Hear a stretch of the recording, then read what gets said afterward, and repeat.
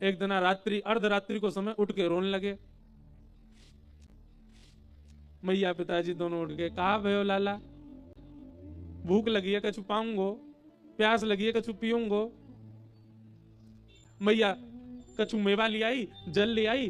तो महाप्रभु जी देख करके कहें, पहले भोग तो लगाओ ठाकुर जी को, भोग ही पाऊंगो, बिना भूखे नहीं पाऊंगो।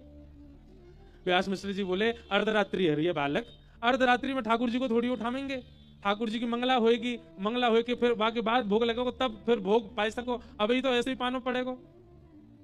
महाप्रभु जी के नाम में तो प्रसाद ही पाऊंगो और अब ही पाऊंगो। रोन लगे।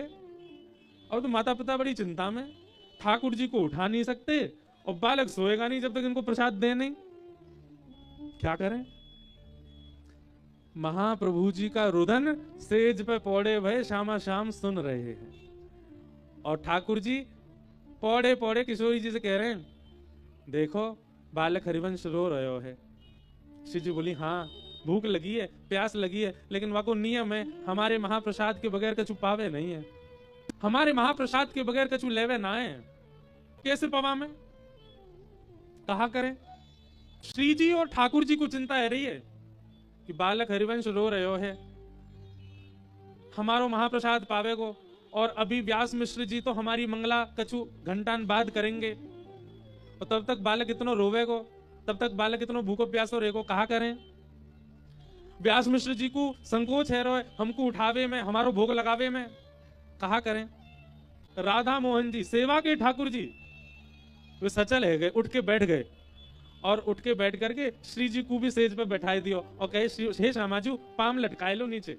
छोटे से राधा मोहन जी दोनों पाम लटकाए के बैठ गए, और श्री ठाकुर जी अपनी झारी जी को जल, जो रात्रि में जलपान के काजी झारी जी धरी, वह झारी जी से स्वयं श्री जी के जल चरणन को धो रहे हैं, अपने चरणन को धोए करके चरणामृत पधरा रहे हैं। और पास में रखे भय रात्रि की बंटा भोग की प्रसादी को नेक नेक अधरसों लगाए करके वह बंटा भोग को खोल करके सामने पधराए दियो, और पधराए करके अपने पाम पहुंच के श्री जी के पाम पहुंच के फिरते चदरिया उड़ के सोए गए। क्यों? बालक हरिवंश भूखो है, बालक हरिवंश प्यासो है। बालक को रोना बंद नहीं भयो। व्यास मिश्र जी बोले, अब कहा करूं, जे रोना बंद नहीं करेगो, और ठाकुर जी के भी उत्थापन को समय नहीं भयो है। व्यास मिश्र जी ने स्नान किया, अर्धरात्रि में गए तो बड़े संकोच के भाव से कि ठाकुर जी को कैसे उठाऊं, पर जैसे ही पर्दा हटाई करके देखो, श्यामा शाम तो पौड़े हैं चदरिया ओढ़ करके, और सामने श्री चरणन में अंकित चंदन से युक्त चरणामृत रखो है, और पासी बंटा भोग खुले भय धरे, दोनों उनकी दतुइयां वामे स्पर्श भई भई है। मानो श्री ठाकुर जी ने ही महाप्रसाद प्रकट कर दियो कि जाओ हरिवंश बालक को पधराए दो। लोग बाग कहें, जी हमने नियम तो रख लियो, पर कई बार बाहर जाके नियम तोड़ना पड़े। आप नियम ना तोड़वे की जिम्मेवारी लो, आपके नियम की रक्षा करवे की जिम्मेवारी श्री राधा वल्लभ जी रखेंगे कि नियम पूरा होए।